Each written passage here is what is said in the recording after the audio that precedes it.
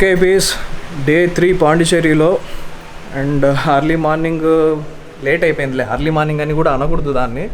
So around 9-8:30కేమో లేచినాము. ఇంకా బయటికి వెళ్ళేకి రెడీ అయినాము. యాక్చువల్గా ప్రాబ్లం ఏంటంటే ఈరోజు కొంచెం వర్షం పడేలా ఉంది సిచ్యువేషన్, ఆల్రెడీ పడినట్టుంది మార్నింగ్. సో ఇప్పుడు హార్డ్లీ ఒక 2 బీచెస్ అనేసి అనుకుంటున్నాము. ఆ 2 బీచెస్ వర్షం పడుకోకుండా ఉంటేనే, వర్షం పడినట్లయితే ఏంది ప్లాన్ అనేది ఇంకా క్లారిటీ లేదు. మా వాళ్ళు ఆల్రెడీ దిగేస్తున్నారు అనుకుంటా, నేను కొంచెం ఫోన్లలో అంతా బిజీ ఉన్నాను.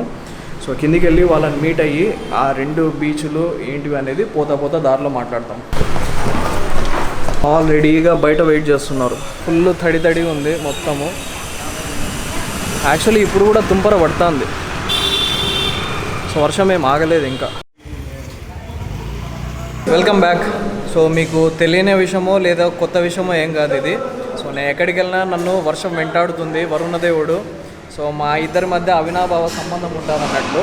సో బ్యాగ్ అంతా తడిచిపోయింది ఆల్రెడీ, అండ్ మేము కూడా తడిచిపోయినాము. మీకు ఎంత మాత్రం కనిపిస్తుందో తెలియట్లా. సో ఫుల్ తడిచిపోయి వచ్చినాము. పాండిచేరిలో వర్షం పడుతుంది అనే ఒక ఆప్షన్ లేదా మా మైండ్లోకి రాలేదు. సో అంటే పడదు అని కాదు, బట్ ఈ టైంలో ఏంది మొత్తం అయిపోయింది కదా, మాన్సూన్ అయిపోయింది, మొత్తం అయిపోయింది, ఇంకేముందులే ఈడ మ్యాటరు ఉండదు అనేసి అసలు ఏమాత్రం ప్రిపేర్ అవ్వకుండా వచ్చినాము వర్షం గురించి. సో బాగా పెట్టింది, నాకు ఎప్పుడు పెట్టేదట్లే. సో నీళ్ళ గండము, వరుణ గండము నాకు పొంచి ఉన్నాయి ఏ టూర్లో పోయినా కూడా. సో ఈరోజన్నా డ్రోన్ ఎగిరేస్తాము, నిన్న ఎగిరేయలేదు కదా అనేసి అనుకున్నాము, బట్ సిచ్యువేషన్ అట్లా లేదు. ఈరోజు వర్షం పడుతుంది, వెదర్ చూసినట్లయితే రేపు కూడా వర్షం పడుతుంది. సో నెక్స్ట్ ఏంది అనేది తెలీదు, క్లారిటీ లేదు. ఇంకా లగేజ్ ఎక్విప్మెంట్ మొత్తం ఇంకా రూమ్లో పెట్టేసేసి ఒక సింగిల్ కెమెరా తీసుకొని తిరగడం బెటర్ అనిపిస్తుంది నాకైతే. ఎందుకంటే ఎక్కడికే కానీ తిరిగే పరిస్థితి అయితే కనపడట్లేదు. కాసేపు జస్ట్ తుంపర పడినా కూడా సడన్లీ పెరిగిపోయి బాగా పెద్ద వర్షం పడి జస్ట్ మా హోటల్ నుంచి ఇక్కడికి ఒక 5 మినిట్స్ కూడా లేదు. ఆ 5 మినిట్స్లో బట్టలన్నీ తడిచిపోయినాయి. సో అట్లా పడుతుంది వర్షము. అండ్ షూస్ గీస్ అన్నీ కొత్త వేసుకొని వచ్చిన. సర్లే ఈసారి రైడ్కి అంటే బైక్లో వెళ్ళట్లేదు కదా, టూర్కి బైక్లో వెళ్ళట్లేదు అనేసి షూస్ కూడా కొత్త వేసుకొని వచ్చిన. సో అవి కూడా నీళ్ళల్లో తడిసి అంతా ఇంకా మామూలు ఇంకా ఒక రేంజ్లో అయిపోతున్నాయి. సో ఏదైతేనేమి ఇప్పుడు ఇక్కడ మురుగన్ సంథింగ్ ఏదో ఇది హోటల్, మురుగన్ కెఫే అంట.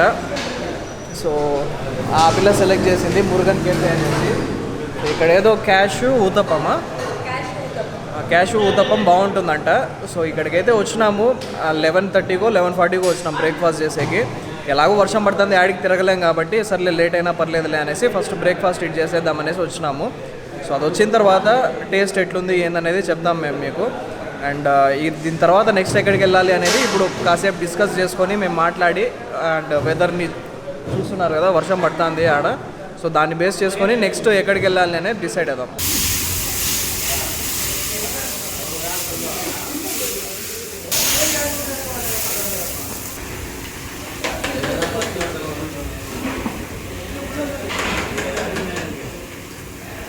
Cashew, okay.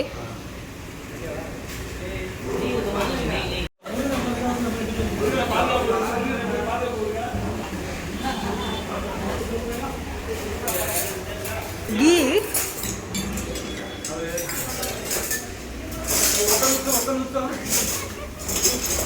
ఇది వడా కర్రీయా? Combination with cashew.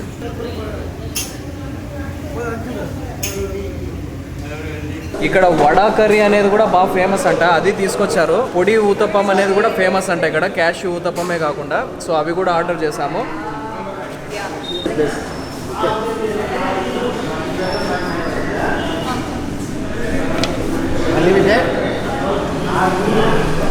సో అదనమాట, మొత్తానికైతే 3 ఐటమ్స్ వచ్చేసాయి.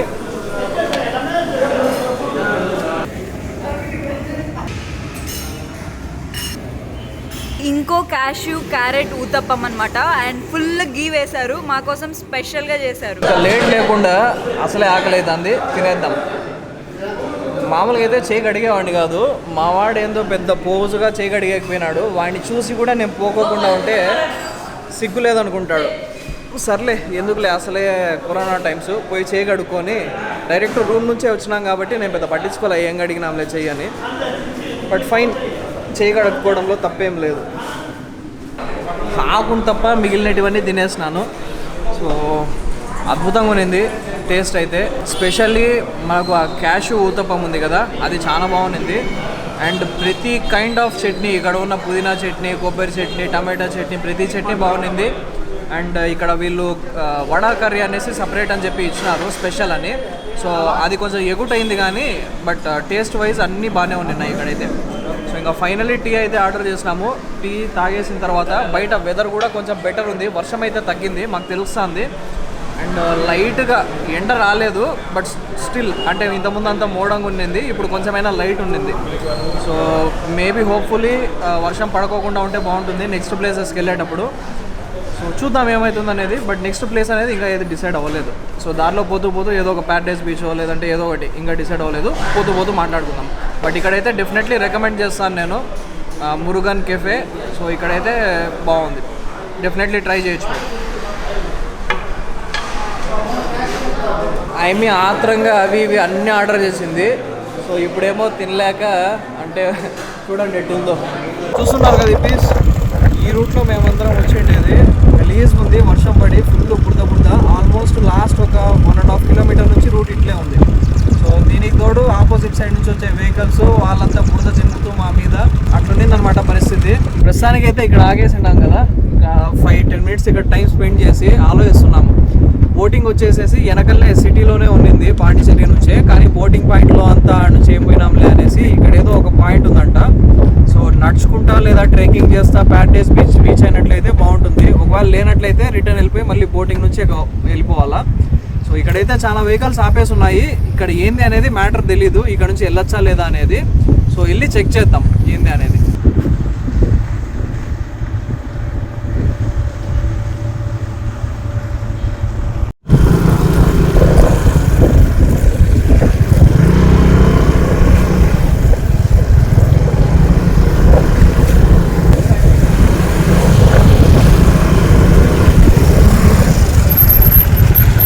ఓకే, పీస్ బైక్స్ అన్నీ అక్కడ పార్క్ చేసేసినాము.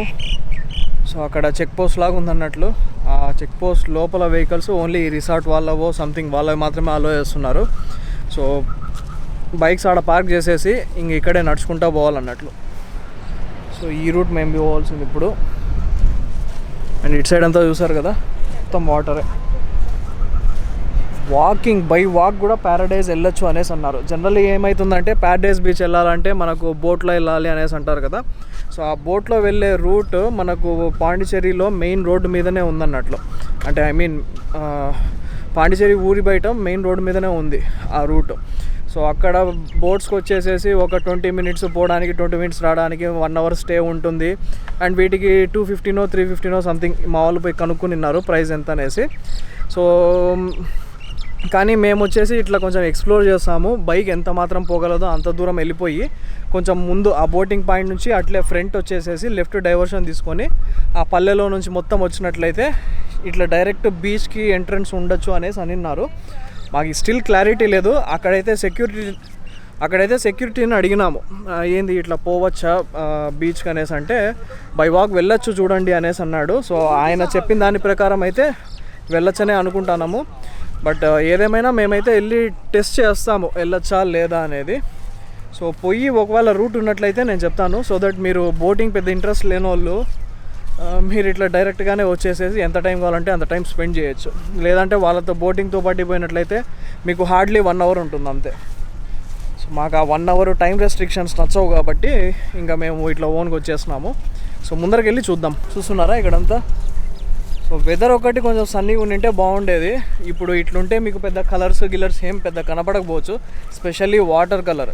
ఎందుకంటే మీకు పైన ఆకాశము, క్లౌడ్స్ అండ్ వాటర్ మొత్తం సేమ్ కలర్ ఉంటుంది కాబట్టి పెద్ద ఏం తెలియదు మీకు.